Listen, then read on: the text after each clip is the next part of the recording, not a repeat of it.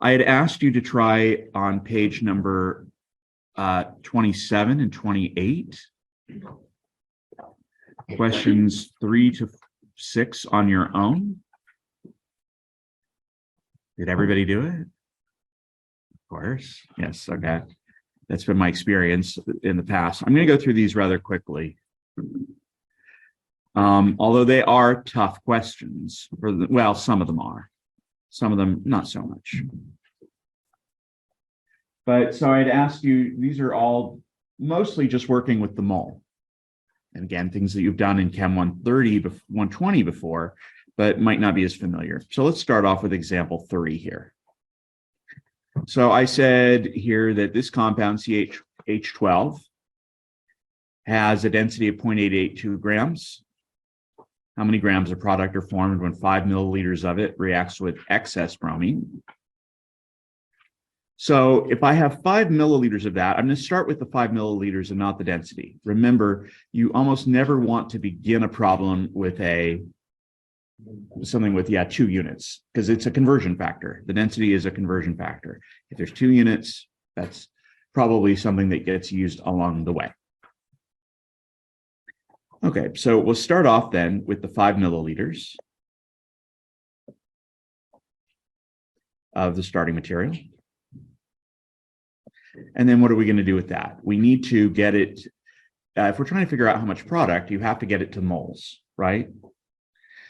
But if you're given volume, you first need to get volumes to grams before you can get it to moles. By the way, notice I already started by writing the molar masses up here, so that way I have them ready to go whenever I need them. So I'm going to convert volume to mass by using the density.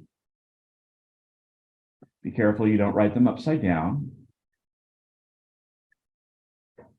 So 1 milliliter of that chemical in the denominator is the same as 0.882 grams in the numerator. So that's the density that we see right here.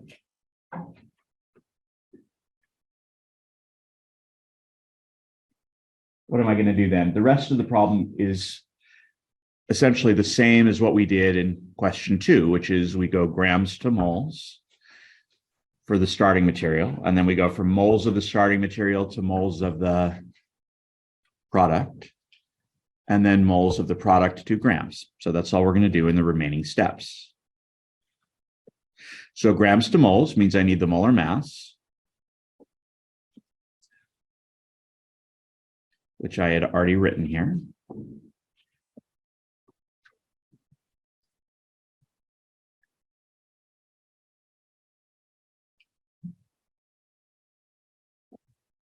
So does that make sense?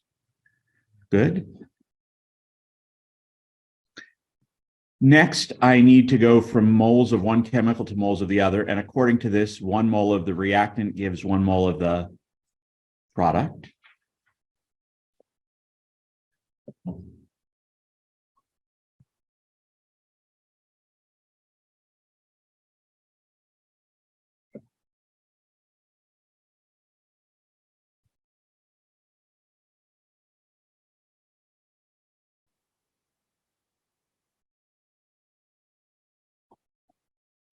And then to find the moles of product,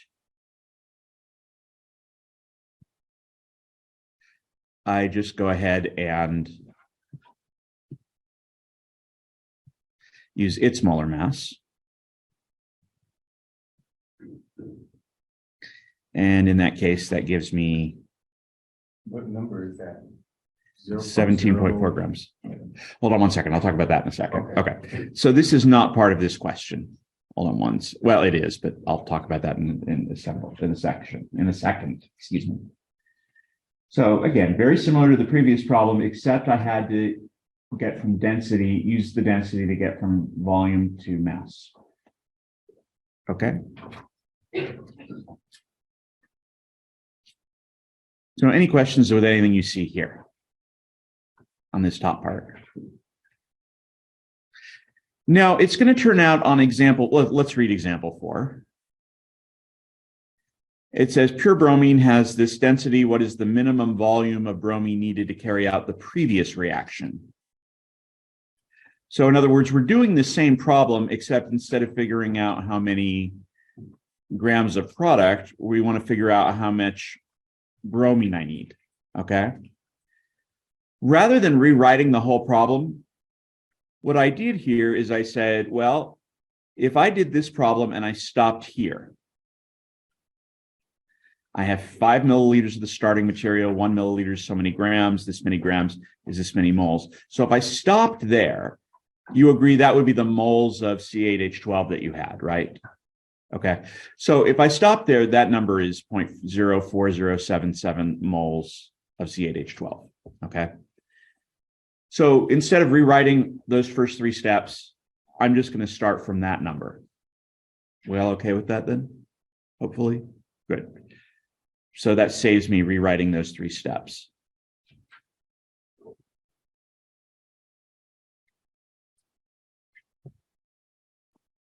That makes sense? Yeah. Okay, good. Good. And I'm giving myself my line means those digits are significant. That last 7 isn't, but I didn't want to round off too much, so I'm keeping an extra digit. So how are we going to do this? If I know moles of starting material and I want to get volume of bromine, this is kind of like the last problem, except, bless you, instead of ending in grams, I'm going to have to go to grams, but then do the opposite of what I did with the last problem, which is I convert grams to milliliters. Does that make sense? In the last problem, I had to convert milliliters to grams in the beginning because I had a liquid starting material. Now I'm going to convert grams to milliliters for the product. Okay, so I need to do what here? I need to go from moles of one chemical to another, and they are not 1 to 1. They are 1 to 2. And that's in the balanced equation we see up here, right? 1 mole of C8H12 needs 2 moles of bromine.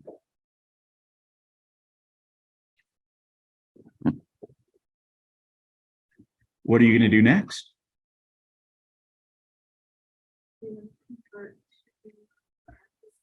Yeah, it would be nice to convert to milliliters, but we don't have a direct step. We need to convert first to grams.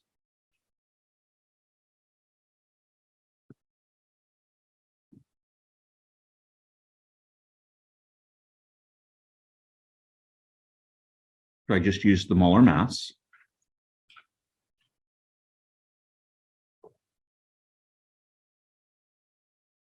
And then finally, I use the density, but it appears upside down. Why does it appear upside down? Because you have to cancel the units. Yeah, exactly. Yeah. So if it's grams that I'm ending with, whatever's here diagonally down has to be grams, correct? Yeah. A lot of times people will put 3.103 milliliters is 1 gram, and that would not be correct, right? Because the units are clearly 3.103 grams, and always in front of milliliters is 1 when you're using the density.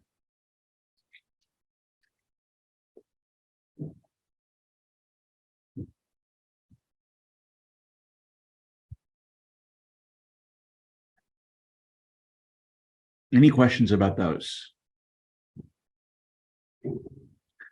So again, question 3 and 4 are a lot like question 2, except they're making use of densities, which we covered in chapter 1. Please spend time on densities because I find that those are a real problem in Chem 120, and they still tend to be a problem in this class. Densities, remember, whatever grams and milliliters that you're talking about, they have to refer to the exact same thing. Example 5 is by far the most difficult of all of these questions. So I'm going to say here that suppose we reacted 2.50 milliliters of C8H12. Again, I gave you the volume to start, so what are we going to need from that? The density, which I gave you in problem 3, right? There's no reason that the density would ever change. It's the same thing. And I reacted it with a 25% bromine solution with density 1.115 grams per milliliter. What volume of the bromine solution, not what volume of bromine, what volume of this bromine solution would you need to react with all of the C8H12? This happens a lot in chemistry. You're not dealing with pure bromine because maybe it's very dangerous to deal with. Maybe it's too volatile. So we make a solution of it first in some other solvent to give you. Okay. So the first thing before we get started at all on this problem is make sure we understand what it means. Because it's a percent, that means 25 grams of the part. So what's the part? It's the bromine over 100 grams of the solution of the whole. Okay. Sorry, I forgot the letter G there. 100 grams of solution.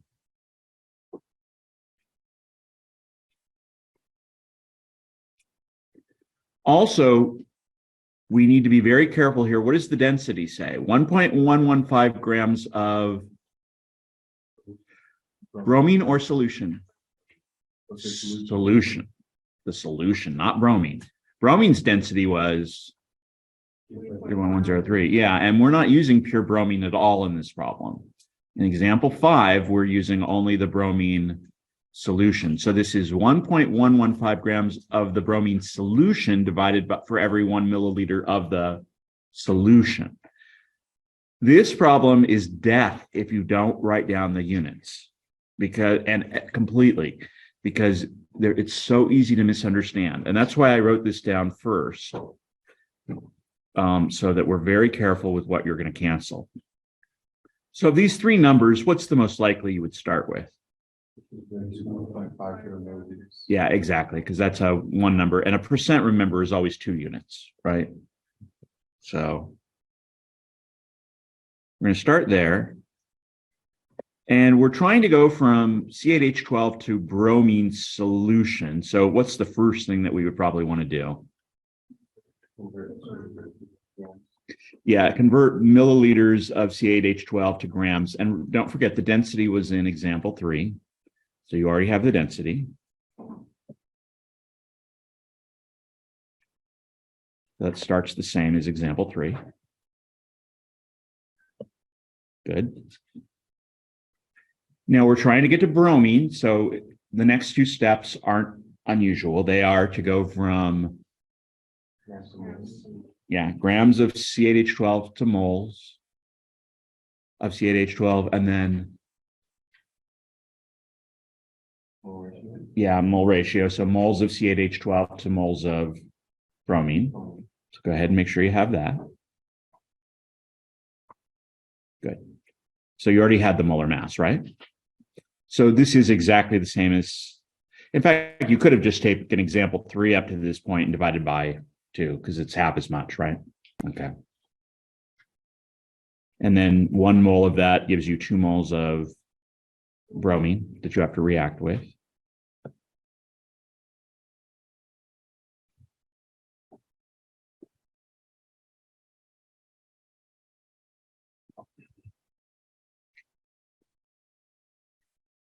Now, I can't do anything with moles. Let's do with our bridge here. We have, I can't stop at moles. This is saying grams of bromine for 100 grams of solution. And I can't use the density at all because this isn't grams of bromine. This is bromine solution. So if I want to deal with bromine here, I need to get it to grams.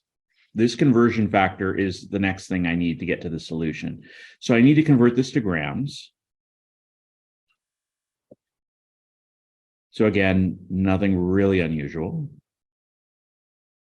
Very similar to this part of the question, getting it to grams.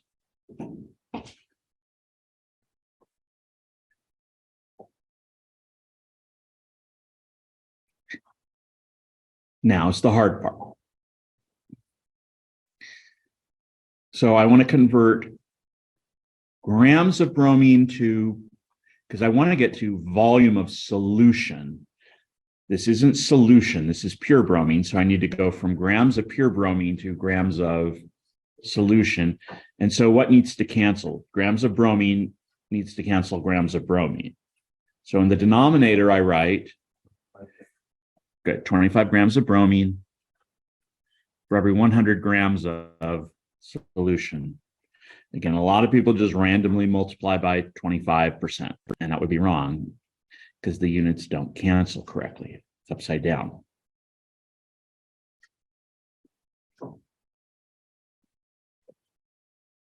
And remember, this density is solution. So this is going to take me from grams of solution to milliliters of solution.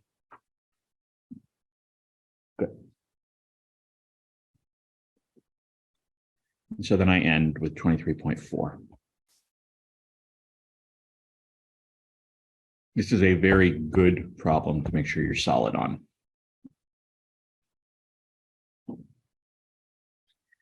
This is talking about densities, densities of solutions, and percents when we're talking about solutions.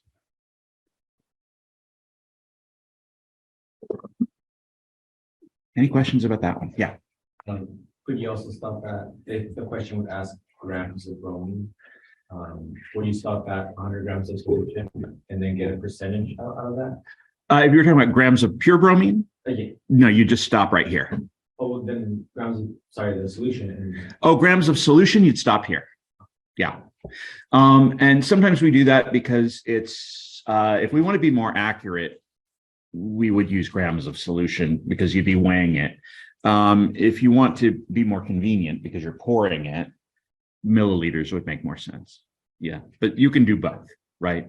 You'd stop here for grams and stop here for volume. Good. Anything else? The next question, how many of the product molecules are formed when 1.25 milligrams of the starting material reacts with excess bromine? So this question, what's the two things that you need here? First of all, I'm starting you in milligrams and not grams. So you have to know how to convert milligrams to grams. You should be very comfortable going between milligrams and grams and kilograms and grams, okay? So that's not too difficult, I think. And then we're going to molecules, which means we need, yeah, the Avogadro number. Good. Okay.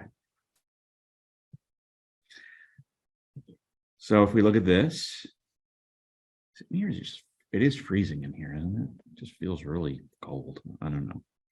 All right, so we've got milligrams, so that's inconvenient. So let's get that to grams. So there's a few ways you could do it. The easiest way would be 1,000 milligrams in a gram, right? Or you could say 1 milligram is 10 to the minus 3 grams. Both ways work.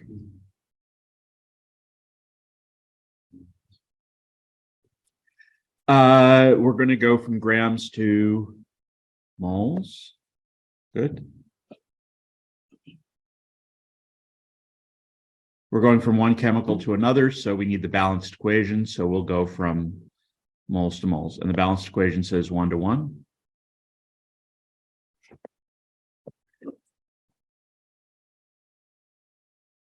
And our inclination at this point is to go from moles to grams, but do we need to do that here? No. Once I have moles, since I want molecules, I'm going to use the Avogadro number. Good. Yeah. And so I'll say 1 mole of those product molecules is 6.022 times 10 to the 23rd molecules. So there's 6.96 times 10 to the 18 molecules. Make sure it's molecules and not moles.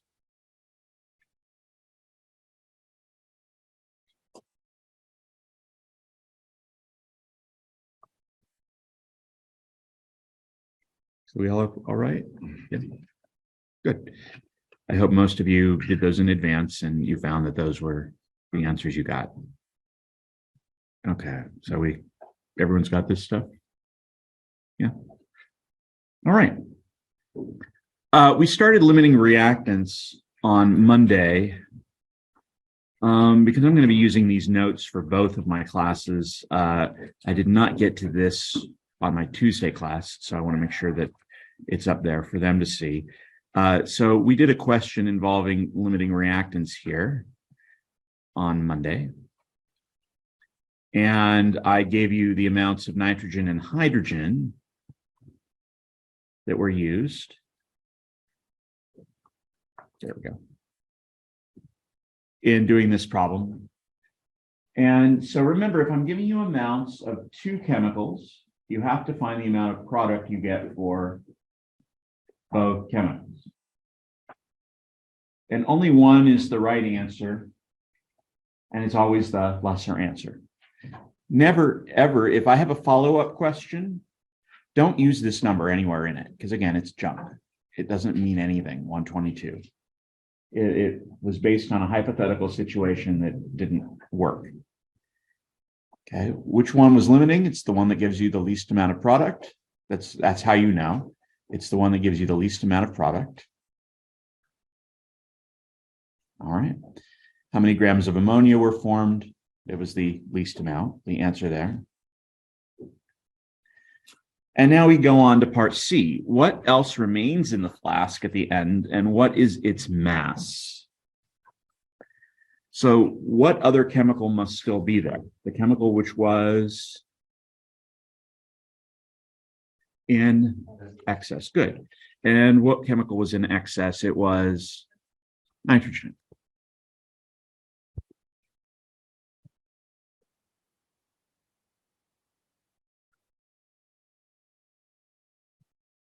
So N2 was in excess.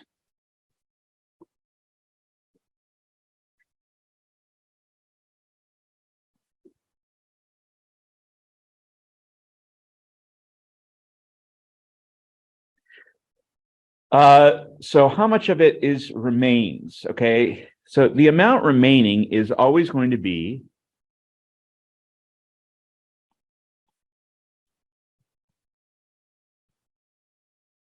what? The amount you started with minus the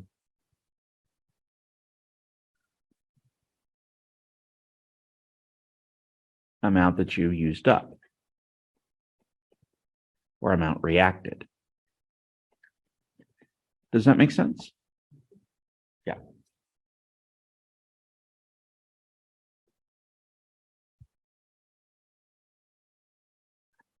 So we need to find out how much reacted. So what I'm going to do here is I'm just going to steal this question.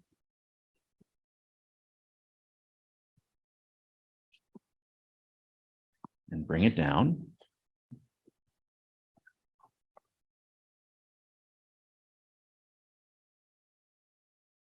If it will be so kind. There we go. So I am just reusing this next question, but I'm just going to change it a bit. So we had 3 grams of hydrogen. We need to find out the amount of nitrogen that reacted. So I had 3 grams of hydrogen, 2.016 grams of hydrogen is a mole of hydrogen. Every 3 moles of hydrogen, now we want to find out not how much ammonia we made, but how much hydrogen was used up. So I'm just going to change these next few steps here.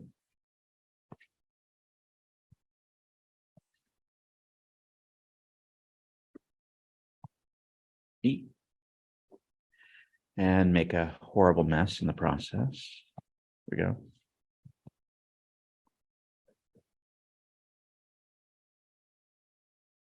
So every 3 moles of hydrogen needs how much nitrogen?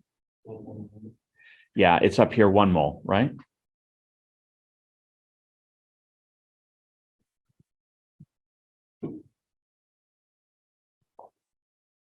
And 1 mole of nitrogen is 28.02 grams of nitrogen. So this question is what? If I start with 3 grams of hydrogen, how many grams of nitrogen is needed? Yeah, do I need? Yeah. So we're going to go ahead and find that right now.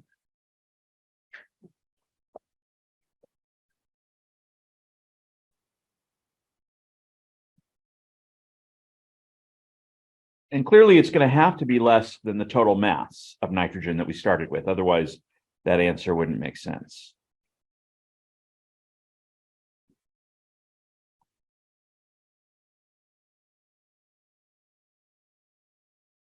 So according to the problem, I needed 13.9 grams of nitrogen. I'm going to keep an extra couple digits here.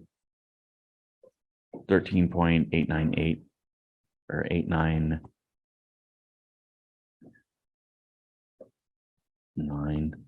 And I only have 3 sig digs, right?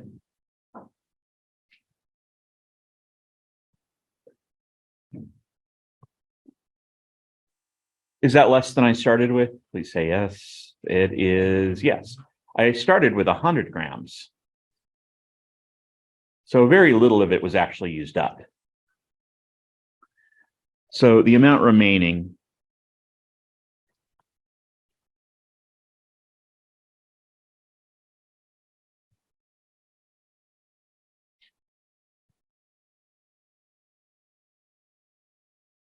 is the starting amount, 100 grams minus 13.899 grams.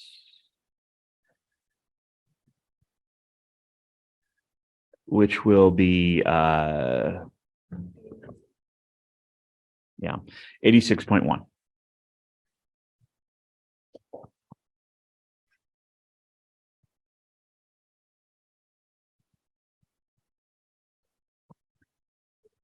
You're not using this. This was 100.0, wasn't it? It's at about 100. Oh, it wasn't 100.0. Okay, sorry about that. It was 100. So then, yes, it would be just 86.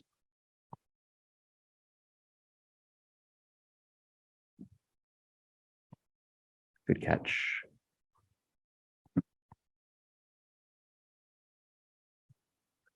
With a decimal, yes. Okay, good. All right, good. 86 grams. Questions?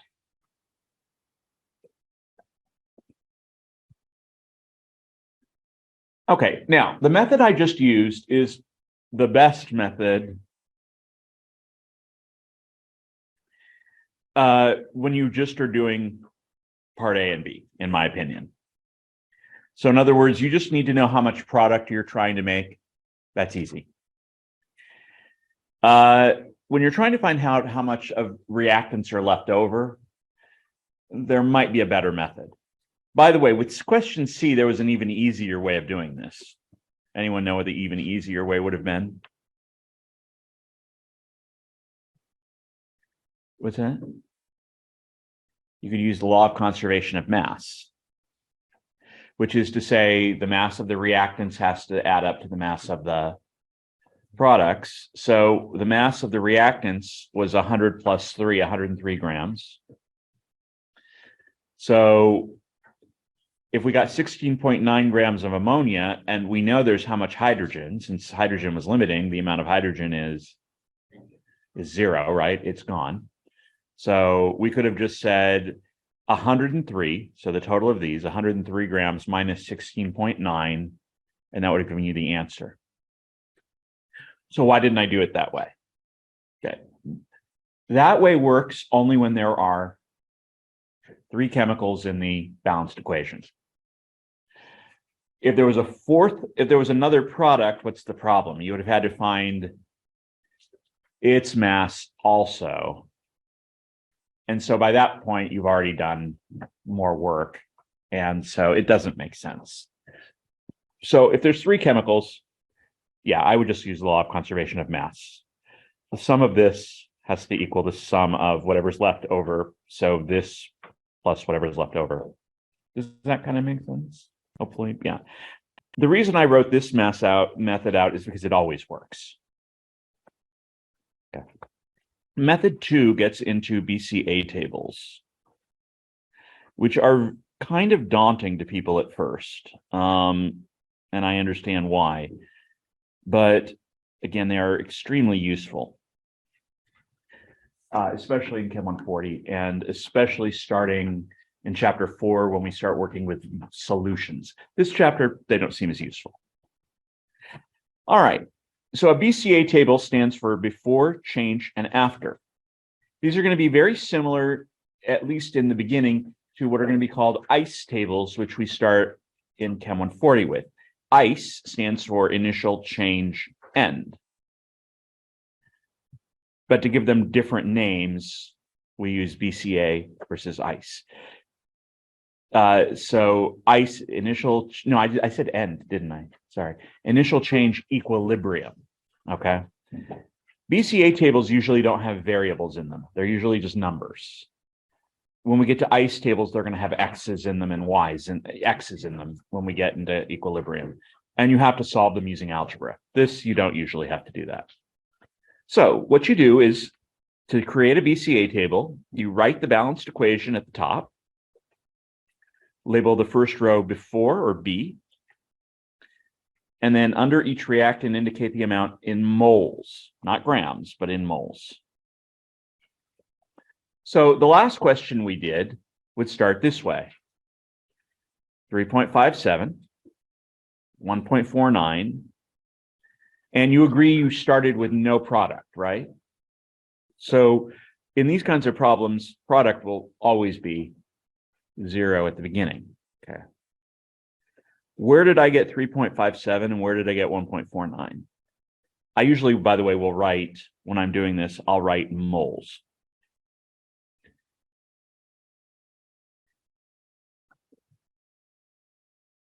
Because there's two types of units you can use, moles and millimoles.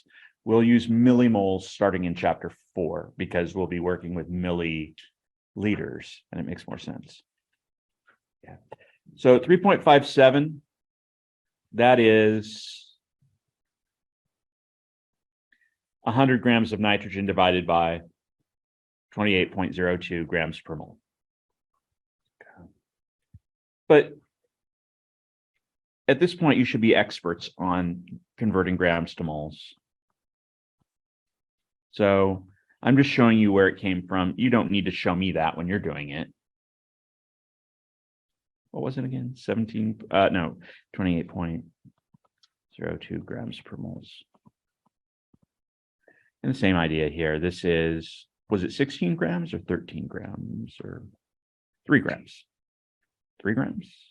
3 grams. Yeah.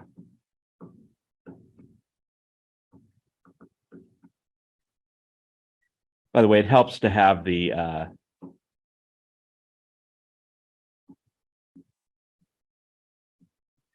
molar masses also. I'll sometimes write them over there as well. Okay, so does that hopefully make sense?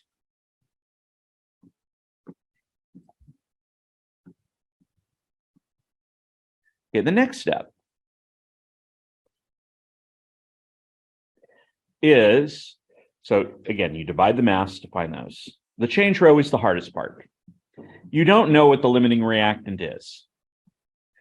But the one thing you do know is what is the smallest amount of a chemical that you could ever end in? It's limiting reactant 0. Could you ever get negative moles of something?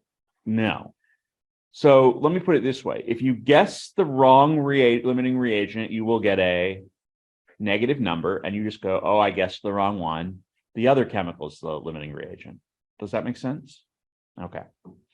I specifically picked this equation because it's a little tough. It's got a 1 in front of the nitrogen, a 3 in front of the hydrogen, and a 2 in front of the ammonia, which means we have to take into account the ratios.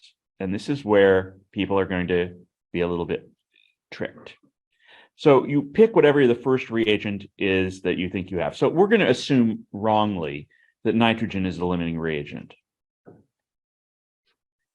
So to figure, first of all, if nitrogen's the limiting reagent, how much of it will you lose?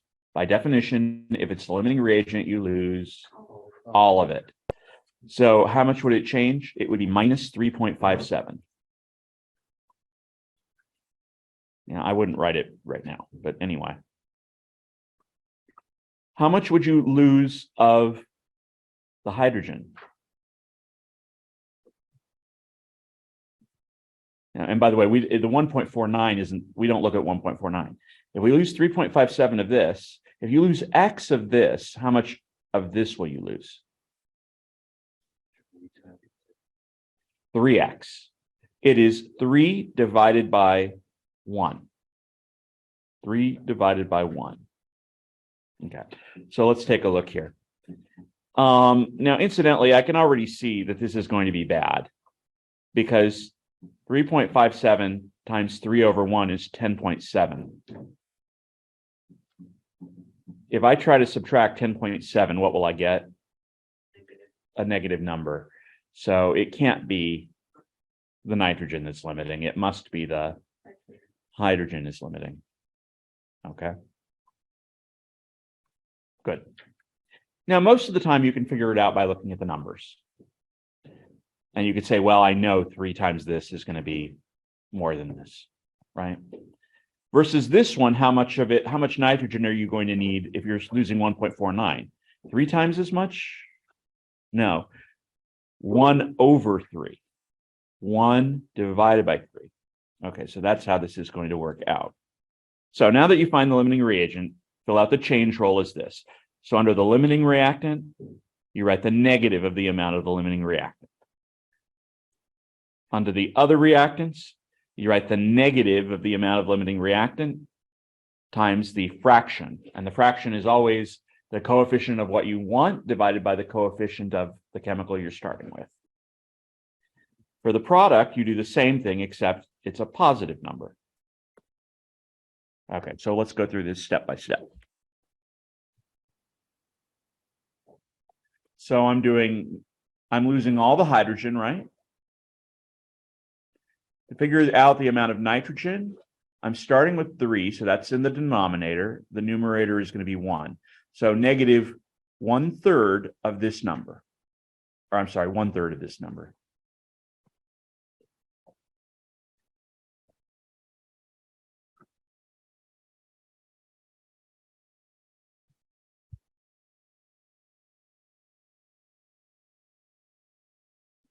And again, what step am I doing here? Why 1/3? That's the mole to mole conversion step, right? The mole to moles.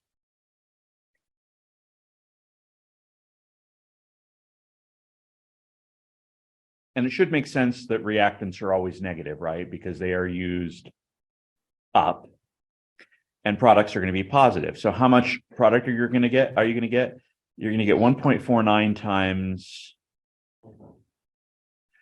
2/3. So it's this chemical, the one you want, over the one you're starting with.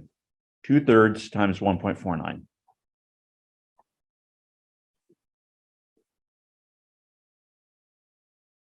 So that's 0.993.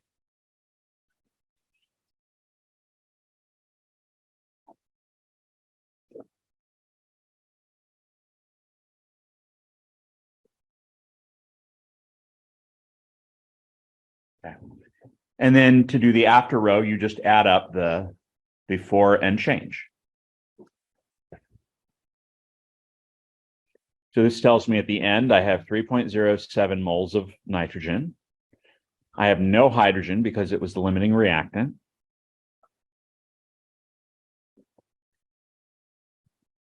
And I have 0.993 moles of ammonia. Now, if you wanted moles, then you just multiply those by the molar mass.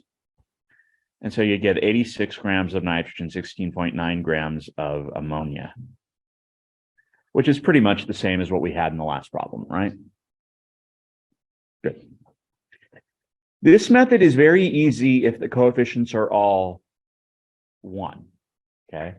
And it's going to turn out in most of the problems that we're dealing with next semester, where we're using this method a lot, they're all going to be 1 or 2, which is easy because you're either multiplying by 2 or dividing by 2.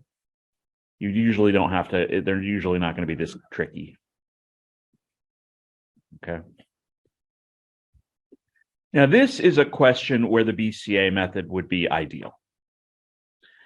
So I've got 180 grams of iron 3 oxide reacting with 45 grams of graphite, which is a form of carbon, according to this. And so I want to do a BCA table to figure out the mass of each product formed, as well as the mass of anything left over. So let's go ahead and do a BCA table for this.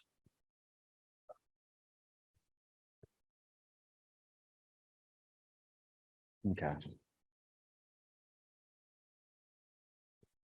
So I want to leave some space because I want to write down the molar masses, because I know I'm going to need the molar masses. But easiest way to start, again, leaving some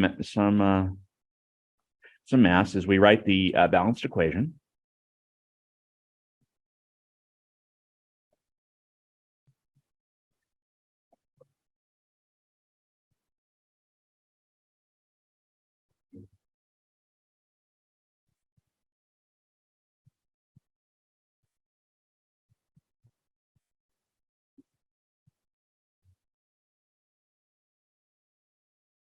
We're going to do this in moles.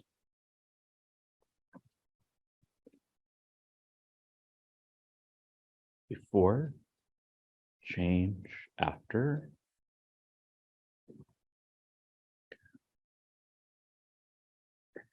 So I'm going to write the molar masses just so I have them. So 2 of them are elements, so those are easy. Carbon is 12.01. Notice we don't multiply by the coefficient, so these are all in grams per mole. 9 to 5, no, grams per mole.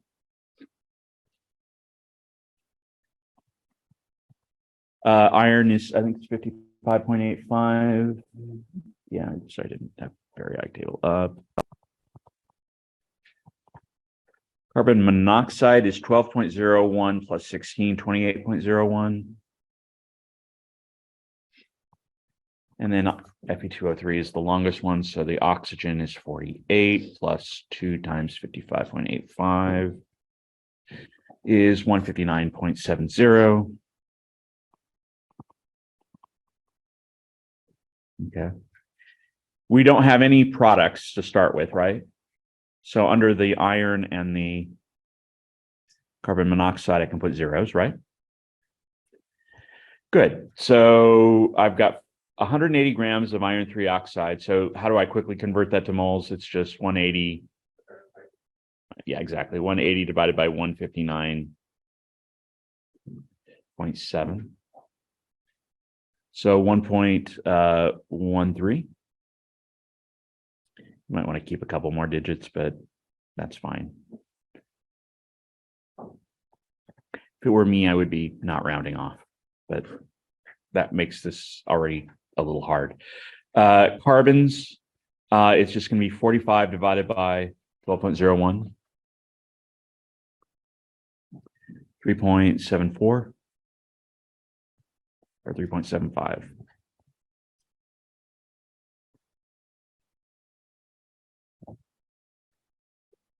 Let's see if we can figure out the limiting reagent in our head. If this is if the iron oxide is the limiting reagent, this times 3, right, has to be less than this number, is it? 1.13 times 3 is 3.39. Is that less than this? Yeah, then it's the limiting reagent, right? Good.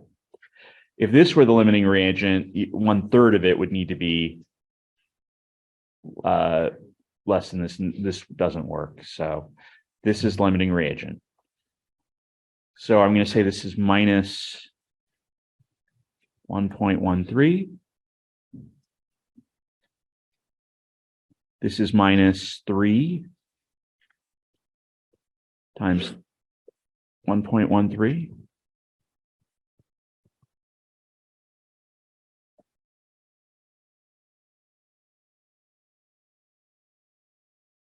This is minus 2 times, or sorry, plus 2 times 1.13. And this is plus 3 times 1.13. I wrote the ones just to suggest that that there's a 1 right here, right? There's a 1 right there. So that's that one. 3 over 1, 2 over 1, 3 over 1. Okay, so this gives me 0. This gives me 3.375 minus 3.39 is what? 75 minus 39.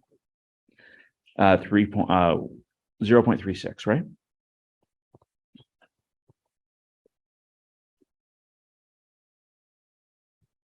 This is 2.26. This is 3.36 or 3.39.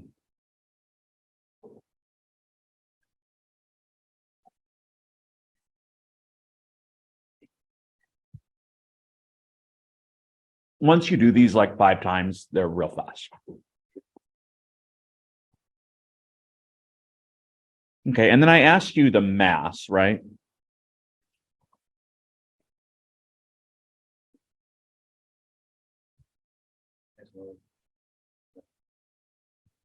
Yeah, I see the mass of everything. So the mass of everything, 0 moles is,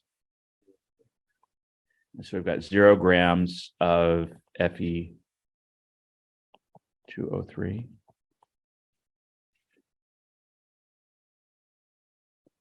This, I've got 0.36 times 12.01. 4.32, 4.3 grams. Sorry, that's a 4.3 grams of carbon. This is 2.26 times 55.85. 126 grams of iron.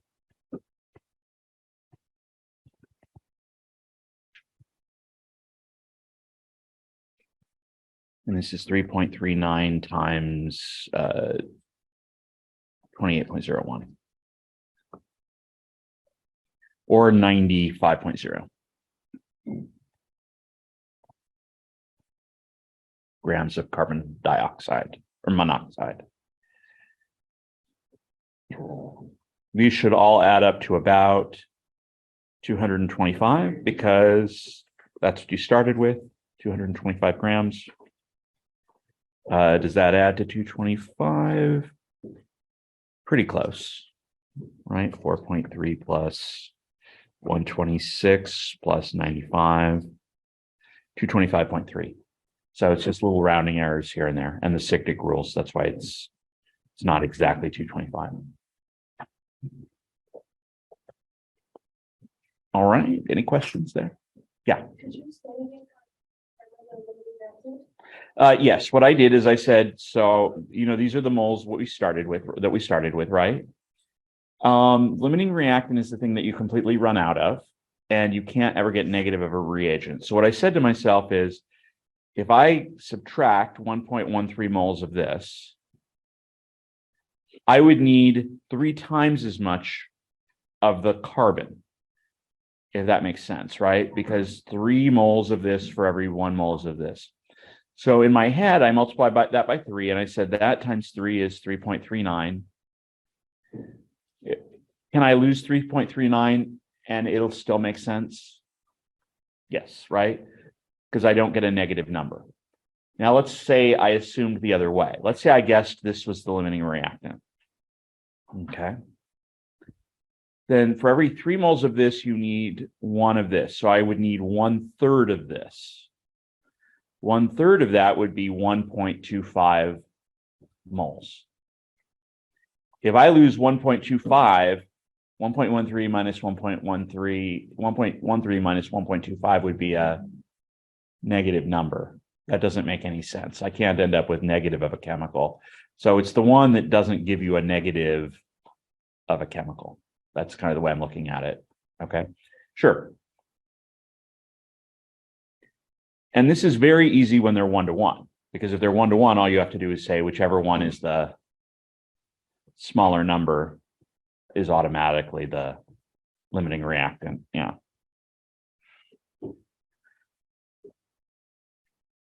Finally, the last thing I want to talk about in this chapter is percent yield. And you know what, if it's helpful, I'll put up a worksheet with more practice on those. Incidentally, the first exam, let me just kind of go real quickly and look at the first exam. The old first exam.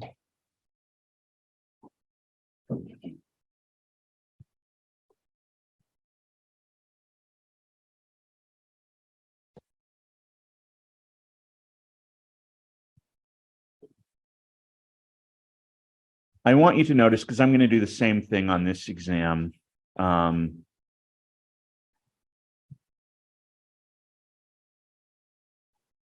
of the questions says, a BCA table is recommended but not required for solving this problem. Because this is similar to what I just did, right? I'm giving chemicals and I'm asking for how much reactant and how much product is left over. That's what this question says. If I say it is recommended but not required, you don't need one. On exam 1, I will not require a BCA table, but I will recommend it, which means I will accept either method. Okay. On exam 2, when we start getting into solutions, I will require a BCA table. On the final, if I do one of these, I will recommend a BCA table. So we'll do a few of them, but they're not absolutely you must have it for the first exam. But we'll practice them more between the first exam and the second exam. Also, I noticed an error on the exam. So you might want to make a note of it on page 5. This question, by the way, is a very difficult question. Question 12 is extremely difficult. It was designed kind of to separate who gets the A's and who gets the B's on the exam. I think like 3 or 4 people got it right. It's a tricky one. But there was an error here. This was not balanced correctly. There should have been, I believe, a 3 there. But it had no effect on the question. Okay. So even if it's not balanced right, you should, even if you totally neglected that mistake, it wouldn't come out wrong. Okay. Because I had someone asking me about this the other day in office hours. And I said, oops, that was definitely a mistake, but it didn't change the answer. Okay. Because we were only concerned about that and the HCl. Anyway. Let's see here. I think there was a very similar question to this in the homework. All right, so percent theoretical yield and actual yield. So all these calculations we just did, questions 1, 2, 3 through 6, all of those questions, plus all these limiting reactants, everything we've just done, the answers to those are all theoretical yields. If we say you have this much reactant, how much product should you get? They are theoretical yields, which means if everything goes absolutely perfectly and there's no mistake at all, that's how much you should get. So that means our theory is totally correct. Okay. So you can only do theoretical yields on paper. Actual yields is how much you actually get at the end of an experiment. So to give an easy example, let's say you're cooking a recipe for, let's say, cookies. And it says at the bottom of the recipe makes 20 cookies. What would we call that? That's the theoretical yield. Because how many cookies could you get? You could get 18. Yeah, 18. 26. Yeah. It all depends on how big you make the cookie. Does that make sense? Right? So how much dough gets stuck on the bowl? If little kids get at the bowl and start licking at the spoons and everything, you're going to have, the theoretical cookies all go away. They're going into their mouths. So yeah. So that's like if you've got a perfect amount and you measure the things exactly perfectly. So actual yields, first of all, can they ever be greater than theoretical yields? No. It's like when someone says, I'll give 110%. No, you won't. You'll give 100%. Okay. An actual yield can never be greater than a theoretical yield. Simply because it would violate the law of conservation of mass. It would mean that you took your chemicals and you magically created new atoms that weren't there to begin with. Actual yields are almost always less than the theoretical yields, because what can happen when you're running a reaction, like let's think of the copper lab. What could have happened in the copper lab to give you too little copper? What are some of the things that could happen? In the crucible, What's that? like your hydrate burns in the crucible and it got stuck there. Yes. So when you transferred it to the beaker, you didn't get all of it in there. Good. And oddly enough, it seemed to have the opposite effect. Impossibly, I was getting masses that are higher. So that would be a good reason. Another reason would be when you're scraping the copper off the aluminum wire, you didn't get all the copper off the aluminum wire. When you were scraping the copper off the paper onto the watch glass, some of it stayed on the paper, right? So those are all human error things. And because of that, you should always get less than 100% yield. What if you got 103% yield? Yeah, but thinking about this lab, it would have been very easy to get over 100% yield, because not today, but if you had done it on Monday, some people would get more than 100% yield. If you ever get more than 100% yield, what does that mean about your sample? It is probably not dry. Yeah, it's contaminated almost always by solvent. So if your chemical is still wet, then that means you're not weighing copper, you're weighing copper and water, or copper and ethanol, or copper and something else. And so that's why. So always be aware of that, because that's a big problem in experimental chemistry. A positive, a greater than 100% yield almost always means it's wet, or someone spit on your chemical, which I guess still means it's wet, or you dropped like lots of hair into it or something like that. So that's the only way that happens. So the formula for the percent yield is your actual yield divided by your theoretical yield times 100%. In most cases, if we're assessing how good someone did on a reaction, the closer to 100%, the better. In a lot of reactions, if we look them up experimentally, these values are published.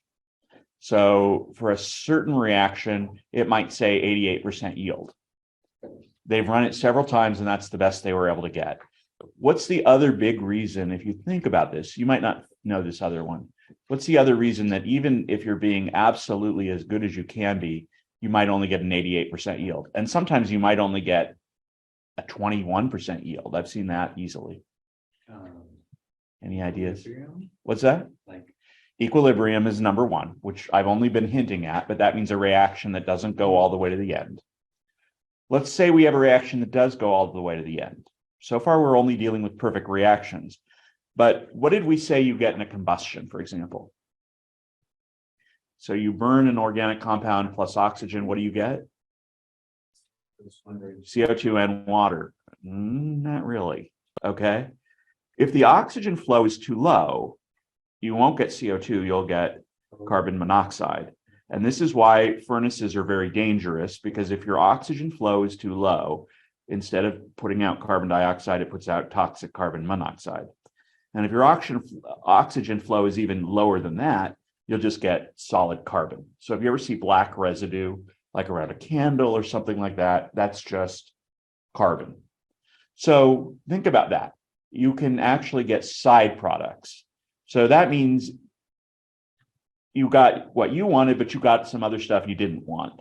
And so that was part of the mass as well. So that's the usual main reasons is, well, human error. And then if you had very little human error, side reactions that you didn't anticipate or that you can't avoid, or the reaction comes to equilibrium, which means it doesn't go all the way to the right. Okay. Which is why the reaction we did earlier with ammonia, hydrogen, nitrogen, and hydrogen gives you ammonia. It doesn't ever give you that good a yield. It gets stuck. Okay. Okay. So let's take a look at a simple example. Okay. A chemist reacts 20 grams of hydrogen with excess nitrogen, producing 84.5 grams of ammonia. So it appears I've given you an answer. So if I've given you an answer here, then that's the actual yield. We want to know what the percent yield is. And for that, I need to look at how much should the 20 grams of hydrogen given you? Okay. So let's go ahead and take a look at that. And then we're done with this chapter.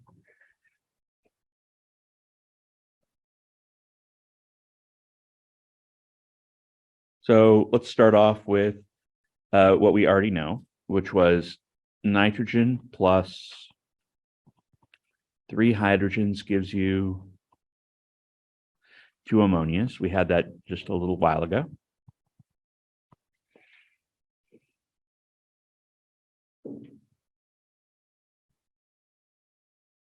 And we have 20 grams of hydrogen.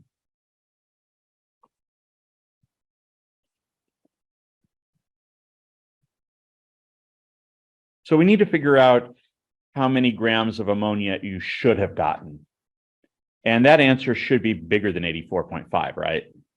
Okay, the theoretical yield's always bigger. So there is 2.016 grams of hydrogen for every mole of hydrogen.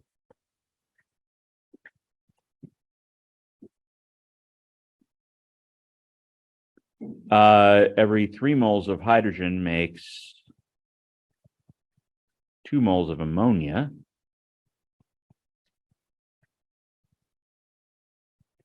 And ammonia, a mole of it is, I think it's 17-ish, 17.03, good.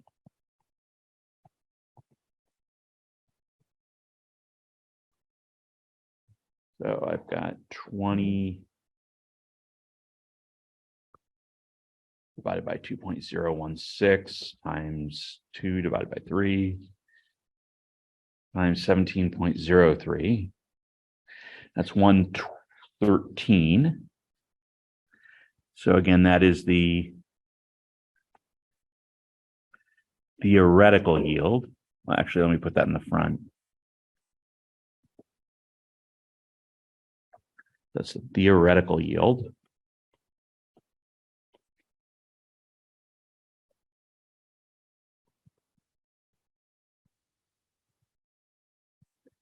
The 84.5 grams is the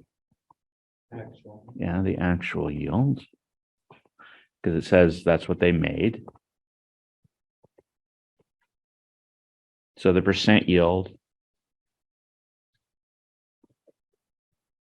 is the actual over the theoretical.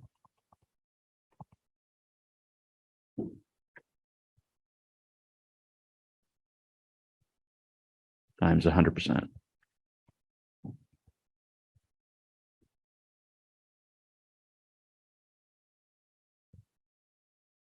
Is giving me 75.0%.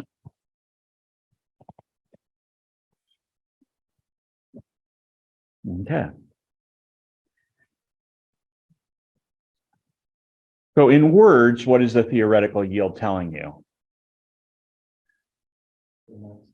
Yeah, exactly. This is how I would word it.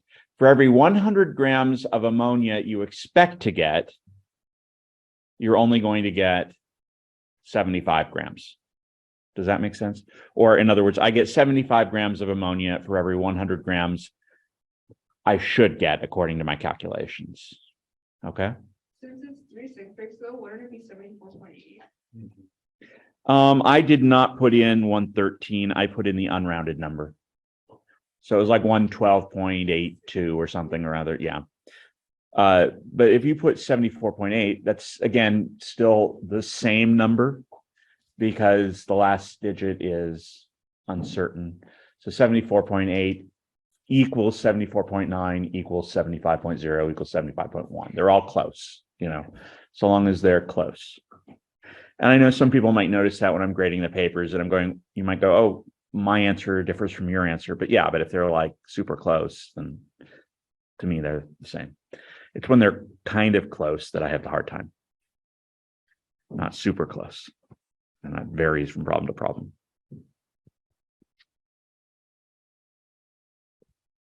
Okay, so we are done at 12:40. Okay, I don't want to get into most stuff here right now. I want to skip ahead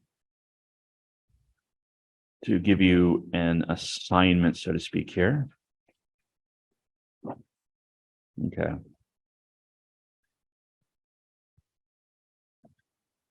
I need you to review and make sure you know the solubility rules.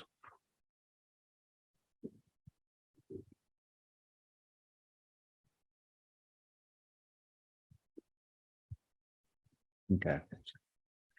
So let's make sure we know the solubility rules.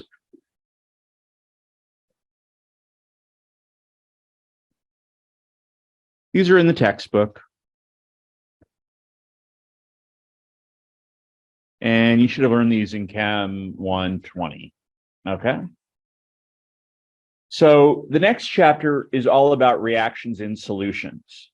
And the majority of these reactions are either going to be precipitation reactions, meaning they make solids or they don't make solids, or acid-base reactions. So I need you to know which of these compounds are always going to be soluble or insoluble. What does it mean if something is insoluble? Yeah, it doesn't, so it produces a solid, okay? So if something is insoluble, that means it's going to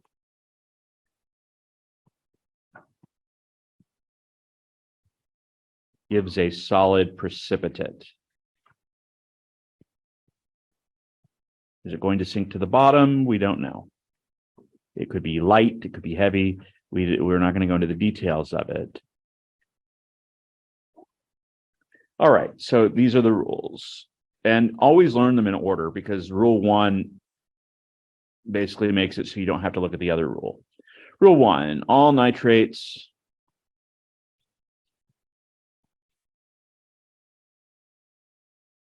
that is anything with NO3 minus and acetates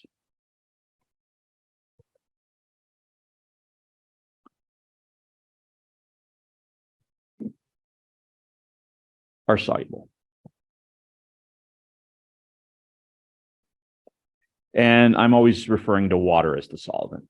They're all soluble in water.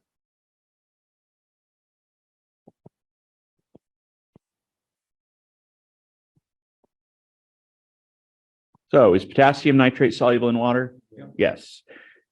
Ammonium nitrate? Yes. The second you see nitrate, it's soluble in water.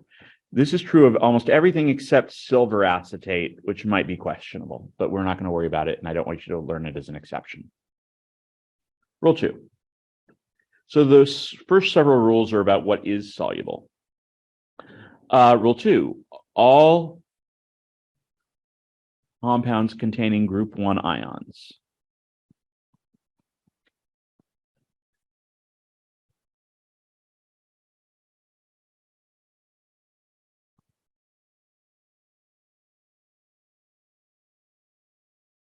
group 1 of the periodic table. So that would be especially sodium, especially potassium, less so lithium and some of the others, but especially sodium and potassium, or ammonium,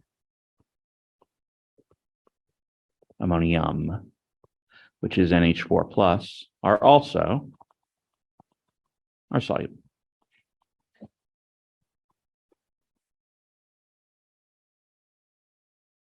So the second you see potassium chlorate, soluble.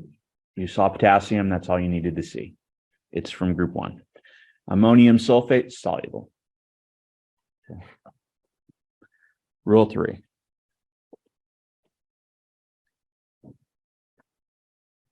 All chlorides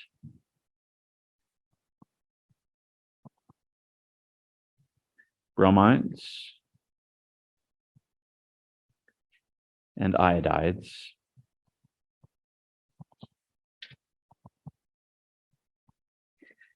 Cl minus, Br minus are soluble. except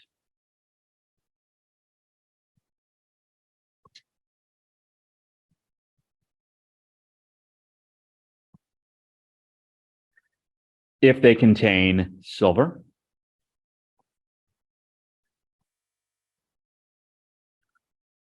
lead 2,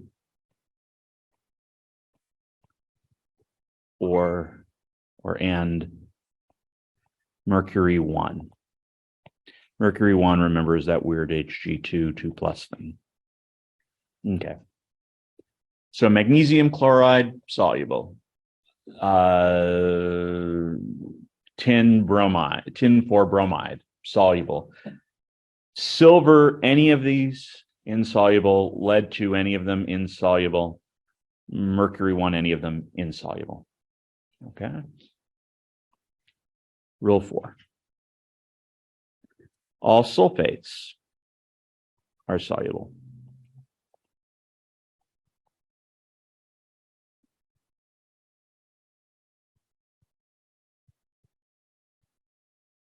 And sulfates, remember, are that's SO4 2-.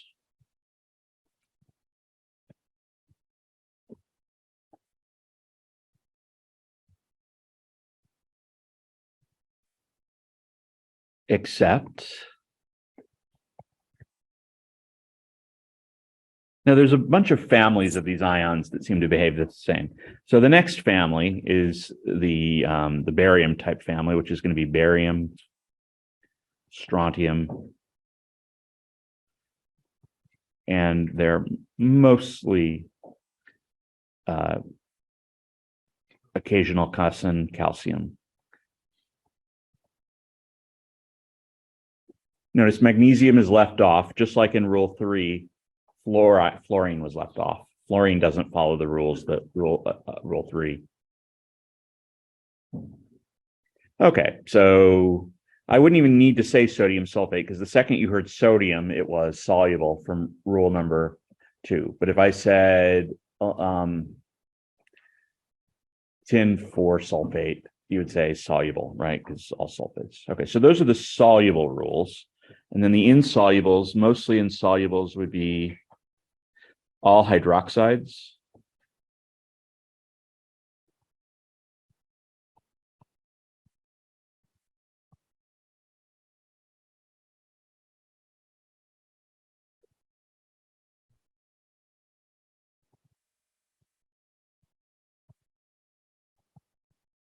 Except, first of all, anything that we've already ruled out. So group 1s.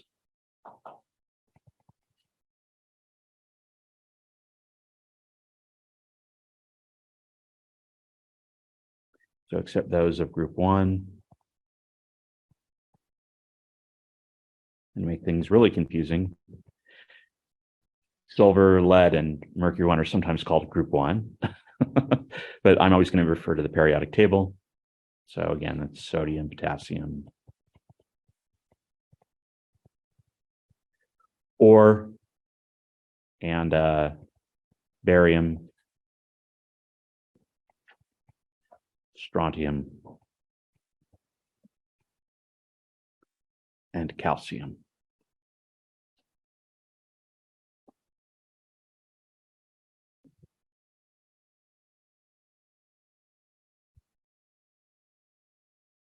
Barium hydroxide is soluble? Barely. Yes. Some people will argue, especially calcium hydroxide, people will get in arguments over that one. Okay. The last 3 are much less soluble than the first ones, but they are still will dissolve in water. And I'm going to give one more rule, and then I'll probably add one more rule on next week. And that's all carbonates and phosphates are insoluble. With, of course, what exceptions? Yeah, except group 1. Because we already said anything in group 1's soluble. Now, does this cover every single compound that we've talked about? Could I say barium fluoride right now? I said nothing about all bariums, and I said nothing about all fluorides. So for those that are not there, you look them up. Okay. Yeah. But this covers like 80% of what we see. Now, incidentally, in the lab manual,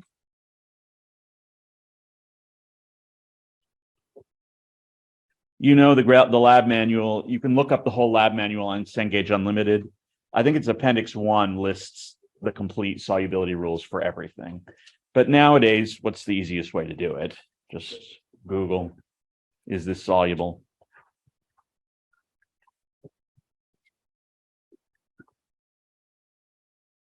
So is calcium phosphate soluble? Calcium's not on the exception list, so it is insoluble. Yeah.